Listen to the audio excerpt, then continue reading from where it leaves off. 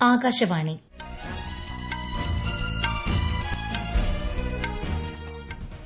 നമസ്കാരം.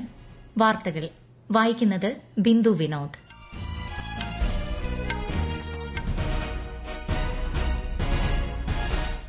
പ്രധാന വാർത്തകൾ. മഹാരാഷ്ട്ര, ഝാർഖണ്ഡ് സംസ്ഥാനങ്ങളിലെ നിയമസഭാ തെരഞ്ഞെടുപ്പിന്റെ വോട്ടെടുപ്പ് ആരംഭിച്ചു. കേരളത്തിലെ പാലക്കാട് ഉൾപ്പെടെ 4 സംസ്ഥാനങ്ങളിലെ 15 നിയമസഭാ മണ്ഡലങ്ങളിലേക്കും മഹാരാഷ്ട്രയിലെ 1 ലോക്സഭാ മണ്ഡലത്തിലേക്കുമുള്ള ഉപതെരഞ്ഞെടുപ്പും ഇന്ന്. ത്രിരാഷ്ട്ര സന്ദർശനത്തിന്റെ 3ാം പാദത്തിൽ പ്രധാനമന്ത്രി നരേന്ദ്രമോദി ഇന്ന് ഗയാനയിലെത്തും. ഊർജ്ജ കാര്യക്ഷമത ഇരട്ടിയാക്കാനുള്ള ന്യൂഡൽഹി G20 ഉച്ചകോടിയുടെ നയങ്ങൾ മുന്നോട്ട് കൊണ്ടുപോകാനുള്ള ബ്രസീലിന്റെ തീരുമാനത്തെ പ്രധാനമന്ത്രി നരേന്ദ്രമോദി അഭിനന്ദിച്ചു. 55ാമത് ഇന്ത്യ അന്താരാഷ്ട്ര ചലച്ചിത്രോത്സവത്തിന് ഇന്ന് ഗോവയിൽ തിരിതെളിയും. ഹോക്കി വനിതാ ഏഷ്യൻ ചാമ്പ്യൻസ് ട്രോഫി ഫൈനലിൽ ഇന്ന് ഇന്ത്യ ചൈന പോരാട്ടം. വാർത്തകൾ വിശദമായി. മഹാരാഷ്ട്ര നിയമസഭാ തെരഞ്ഞെടുപ്പിന്റെ വോട്ടെടുപ്പ് ആരംഭിച്ചു. മഹാരാഷ്ട്രയിൽ 288 നിയമസഭാ മണ്ഡലങ്ങളിൽ ഒറ്റഘട്ടമായാണ് വോട്ടെടുപ്പ് നടക്കുന്നത്. രാവിലെ 7 മണി മുതൽ വൈകിട്ട് 6 മണി വരെയാണ് പോളിംഗ്. 2086 സ്വതന്ത്ര സ്ഥാനാർത്ഥികൾ ഉൾപ്പെടെ 4136 പേരാണ് മത്സര രംഗത്തുള്ളത്. 2ാം ഘട്ട നിയമസഭാ തെരഞ്ഞെടുപ്പ് നടക്കുന്ന ഝാർഖണ്ഡിൽ 12 ജില്ലകളിലെ 38 മണ്ഡലങ്ങളാണ് ഇന്ന് വിധിയെഴുതുന്നത്. രാവിലെ 7 മണിക്ക് ആരംഭിച്ച വോട്ടെടുപ്പ് വൈകിട്ട് 5 മണി വരെ തുടരും. പ്രശ്നബാധിത ബൂത്തുകളിൽ 4 മണിക്ക് വോട്ടെടുപ്പ് അവസാനിക്കും.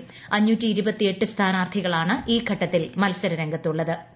മഹാരാഷ്ട്രയിലെ നന്ദേഡ് ലോക്സഭാ മണ്ഡലത്തിലേക്കും 4 സംസ്ഥാനങ്ങളിലെ 15 നിയമസഭാ മണ്ഡലങ്ങളിലേക്കും ഇന്ന് ഉപതെരഞ്ഞെടുപ്പ് നടക്കുന്നുണ്ട്. പഞ്ചാബിൽ 4, ഉത്തർപ്രദേശിൽ 9, ഉത്തരാഖണ്ഡ്, കേരളം എന്നീ സംസ്ഥാനങ്ങളിൽ 1 വീതം നിയമസഭാ മണ്ഡലങ്ങളിലാണ് ഇന്ന് വോട്ടെടുപ്പ്. എല്ലാ മണ്ഡലങ്ങളിലെയും വോട്ടെണ്ണൽ ശനിയാഴ്ചയാണ്. ഉപതെരഞ്ഞെടുപ്പ് നടക്കുന്ന കേരളത്തിലെ പാലക്കാട് നിയമസഭാ മണ്ഡലത്തിൽ വോട്ടെടുപ്പ് പുരോഗമിക്കുകയാണ്. എല്ലാ പോളിംഗ് ബൂത്തുകളിലും അതിരാവിലെ തന്നെ വോട്ടിംഗ് യന്ത്രങ്ങളുടെ പ്രവർത്തനക്ഷമത ഉറപ്പുവരുത്തുന്ന മോക്ക് പോളിംഗ് നടന്നു. UDF സ്ഥാനാർത്ഥി രാഹുൽ മാങ്കൂട്ടത്തിൽ, LDF സ്ഥാനാർത്ഥി P സരിൻ, NDA സ്ഥാനാർത്ഥി C കൃഷ്ണകുമാർ എന്നിവരാണ് പ്രധാന എതിരാളികൾ. പോളിംഗ് സമയം വൈകിട്ട് 6 മണിക്ക് അവസാനിക്കും. കൂടുതൽ വിവരങ്ങളുമായി ആകാശവാണി പാലക്കാട് ജില്ലാ പ്രതിനിധി ഫൈസൽ അലിമുത്ത്. പാലക്കാട് നഗരസഭയും കണ്ണാടി, മാത്തൂർ, പിരായിരി പഞ്ചായത്തുകളും ഉൾപ്പെടുന്ന പാലക്കാട് നിയമസഭാ മണ്ഡലത്തിലെ ഉപതെരഞ്ഞെടുപ്പിൽ 10 സ്ഥാനാർത്ഥികൾ മത്സരരംഗത്തുണ്ട്. അന്തിമ വോട്ടർ പട്ടിക പ്രകാരം ആകെ 1,94,706 വോട്ടർമാർക്കാണ് മണ്ഡലത്തിൽ സമ്മതിദാനാവകാശം ഉള്ളത്. 184 പോളിംഗ് ബൂത്തുകളാണ് സജ്ജീകരിച്ചിട്ടുള്ളത്. 7 പ്രശ്നബാധിത ബൂത്തുകളിൽ കേന്ദ്ര സുരക്ഷാ സേനയുടെയും പോലീസിന്റെയും നേതൃത്വത്തിൽ അധിക സുരക്ഷയൊരുക്കിയിട്ടുണ്ട്. മണ്ഡലത്തിലെ എല്ലാ പോളിംഗ് സ്റ്റേഷനുകളിലും വെബ്കാസ്റ്റിംഗ് സംവിധാനവും ഏർപ്പെടുത്തിയിട്ടുണ്ട്. വോട്ടർ പട്ടികയിൽ ഇരട്ട വോട്ട് പരാതി ഉയർന്ന സാഹചര്യത്തിൽ നിരീക്ഷണവും ശക്തമാക്കും. ബ്രസീലിൽ നടന്ന G20 ഉച്ചകോടിയിൽ പങ്കെടുത്ത ശേഷം പ്രധാനമന്ത്രി നരേന്ദ്രമോദി ഗയാനയിലേക്ക് പുറപ്പെട്ടു. 1968 ശേഷം ഒരു ഇന്ത്യൻ പ്രധാനമന്ത്രി നടത്തുന്ന ആദ്യ സന്ദർശനമാണിത്. 3 ദിവസത്തെ സന്ദർശനത്തിനിടെ ഗയാന പ്രസിഡന്റ് മുഹമ്മദ് ഇർഫാൻ അലിയുമായി ശ്രീ മോദി ചർച്ച നടത്തും. 2ാം കാരിക്കോം ഇന്ത്യ ഉച്ചകോടിയിൽ പങ്കെടുക്കുന്ന പ്രധാനമന്ത്രി കാരിക്കോം അംഗരാജ്യങ്ങളിലെ നേതാക്കളുമായി കൂടിക്കാഴ്ചയും നടത്തും. ഗയാന പാർലമെന്റിനെയും ഇന്ത്യൻ പ്രവാസികളുടെ സമ്മേളനത്തെയും പ്രധാനമന്ത്രി അഭിസംബോധന ചെയ്യും. G20 ഉച്ചകോടിയിൽ 2ാം ദിനം സുസ്ഥിര വികസനവും ഊർജ്ജ പരിവർത്തനവും എന്ന വിഷയത്തിന്മേൽ നടന്ന സെഷനെ പ്രധാനമന്ത്രി നരേന്ദ്രമോദി അഭിസംബോധന ചെയ്തു. ന്യൂഡൽഹിയിൽ നടന്ന കഴിഞ്ഞ G20 ഉച്ചകോടിയിൽ 2030ഓടെ പുനരുപയോഗ ഊർജ്ജശേഷി 3 ഇരട്ടിയാക്കാനും ഊർജ്ജ കാര്യക്ഷമത ഇരട്ടിയാക്കാനും തീരുമാനിച്ച കാര്യം പ്രധാനമന്ത്രി ചൂണ്ടിക്കാട്ടി. ഈ നയങ്ങൾ മുന്നോട്ട് കൊണ്ടുപോകാനുള്ള ബ്രസീലിന്റെ തീരുമാനത്തെ അദ്ദേഹം അഭിനന്ദിച്ചു. കഴിഞ്ഞ 10 വർഷത്തിനുള്ളിൽ 4 കോടി കുടുംബങ്ങൾക്ക് വീട്, 12 കോടി വീടുകളിൽ ശുദ്ധമായ കുടിവെള്ളം തുടങ്ങിയവ യാഥാർത്ഥ്യമാക്കിയതായും ശ്രീ മോദി പറഞ്ഞു. റിയോ ഡി ജനീറോയിൽ ഒട്ടേറെ ലോക നേതാക്കളുമായും പ്രധാനമന്ത്രി നരേന്ദ്രമോദി ചർച്ച നടത്തി. 10 ഔപചാരിക ഉഭയകക്ഷി യോഗങ്ങളും നിരവധി അനൌപചാരിക ആശയവിനിമയങ്ങളും നടന്നതായി വിദേശകാര്യ സെക്രട്ടറി വിക്രം മിസ്രി അറിയിച്ചു. There were 6 bilateral meetings yesterday with the newly elected president of Indonesia, the newly elected prime minister of Portugal, with the prime minister of Italy, the prime minister of Norway, the newly elected prime minister of the United Kingdom, and with President Macron. Today there were 4 bilateral meetings with first of all in the morning with the host of the G20 summit, President Lula of Brazil. 19ാമത് G20 ഉച്ചകോടി സമാപിച്ചു. Brazilian president Lula ഡസിൽവ ദക്ഷിണാഫ്രിക്കൻ president Cyril റമഫോസയ്ക്ക് അടുത്ത ഉച്ചകോടിയുടെ അധ്യക്ഷപദം ഔപചാരികമായി കൈമാറിയതോടെയാണ് സമാപനമായത്. ദക്ഷിണാഫ്രിക്ക അധ്യക്ഷപദമേൽക്കുന്നതോടെ എല്ലാ G20 രാജ്യങ്ങളും ഗ്രൂപ്പിന്റെ നേതൃത്വം ഒരിക്കലെങ്കിലും ഏറ്റെടുത്ത് പ്രവർത്തിക്കുന്ന സാഹചര്യം സംജാതമായതായി ലുല ഡസിൽവ പറഞ്ഞു. ഈ വാർത്തകൾ ആകാശവാണിയിൽ നിന്ന്. ആകാശവാണി വാർത്തകളും വാർത്താധിഷ്ഠിത പരിപാടികളും All India Radio news Thiruvananthapuram YouTube ചാനലിലും All India Radio news Thiruvananthapuram Facebook പേജിലും AR News_ തിരുവനന്തപുരം ഇൻസ്റ്റഗ്രാം അക്കൌണ്ടിലും AR News_TVM X ഹാൻഡിലും ലഭ്യമാണ്. ഇന്ത്യ ഓസ്ട്രേലിയ രണ്ടാമത് വാർഷിക ഉച്ചകോടി റിയോ ഡി ജനീറോയിൽ നടന്നു. G20 ഉച്ചകോടിക്കിടെയാണ് പ്രധാനമന്ത്രി നരേന്ദ്രമോദിയും ഓസ്ട്രേലിയൻ പ്രധാനമന്ത്രി ആന്റണി ആൽബനീസും കൂടിക്കാഴ്ച നടത്തിയത്. പ്രതിരോധം, സുരക്ഷ, വ്യാപാരം, വിദ്യാഭ്യാസം തുടങ്ങി വിവിധ മേഖലകളിൽ സഹകരണം മെച്ചപ്പെടുത്തുന്നതിനുള്ള പ്രതിബദ്ധത ഇരു നേതാക്കളും ആവർത്തിച്ചു.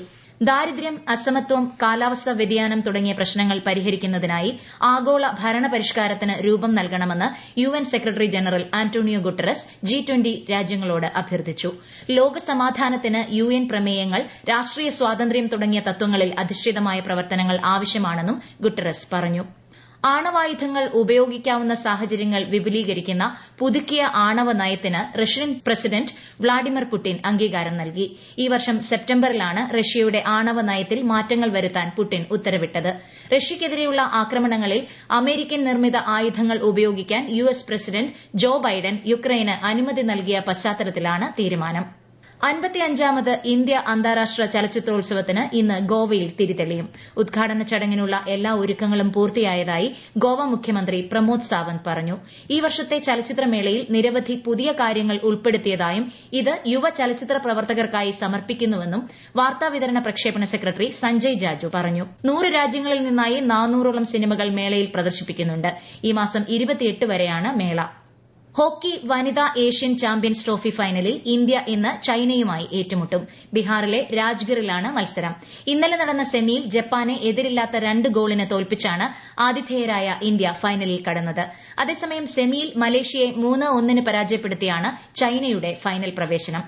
എല്ലാവർക്കും സുസ്ഥിരവും ലാഭകരവുമായ കൃഷി, ഭക്ഷ്യസുരക്ഷ, പ്രതിരോധശേഷിയുള്ള ആവാസ വ്യവസ്ഥ എന്നിവ ഉറപ്പാക്കുന്ന സംരംഭങ്ങളെ പിന്തുണയ്ക്കുന്നതിൽ സർക്കാരിന്റെ പ്രതിബദ്ധത ആവർത്തിച്ച് കേന്ദ്രമന്ത്രി ശിവരാജ് സിംഗ് ചൌഹാൻ. ന്യൂഡൽഹിയിൽ നടന്ന ഗ്ലോബൽ സോയിൽ കോൺഫറൻസ് 2024നെ അഭിസംബോധന ചെയ്യുകയായിരുന്നു കേന്ദ്രമന്ത്രി. സോയിൽ ഹെൽത്ത് കാർഡ് പദ്ധതി ഉൾപ്പെടെയുള്ള കേന്ദ്ര സർക്കാർ സംരംഭങ്ങൾ ചൂണ്ടിക്കാട്ടിയ ശ്രീ ശിവരാജ് സിംഗ് ചൌഹാൻ ഭാവി തലമുറയ്ക്കായി മണ്ണിന്റെ സജീവത്വം പുനഃസ്ഥാപിക്കാൻ ആഗോള സഹകരണം ഉണ്ടാവണമെന്നും അഭ്യർത്ഥിച്ചു. 78ാമത് സന്തോഷ് ട്രോഫി യോഗ്യതാ മത്സരങ്ങൾക്ക് കോഴിക്കോട് തുടക്കമായി. കോർപ്പറേഷൻ സ്റ്റേഡിയത്തിൽ രാവിലെ ആരംഭിച്ച മത്സരത്തിൽ ലക്ഷദ്വീപ് പുതുച്ചേരിയെ നേരിടുന്നു. വൈകിട്ട് 3 നടക്കുന്ന മത്സരത്തിൽ ആതിഥേയരായ കേരളം റെയിൽവേസിനെ നേരിടും.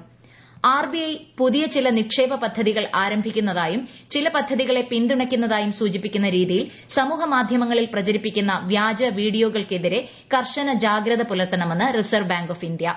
RBIയുടെ പദ്ധതികളിൽ പണം നിക്ഷേപിക്കാൻ ഈ വീഡിയോകളിലൂടെ ആഹ്വാനം ചെയ്യുന്നതായി ശ്രദ്ധയിൽപ്പെട്ടതിനെ തുടർന്നാണ് മുന്നറിയിപ്പ്.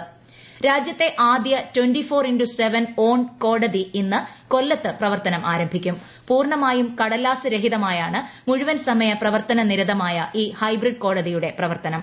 സുപ്രീം കോടതിയുടെ ഈ കോടതി നയത്തിന്റെ ഭാഗമായാണ് മുഴുവൻ സമയ കോടതി കൊല്ലത്ത് യാഥാർത്ഥ്യമാകുന്നത്.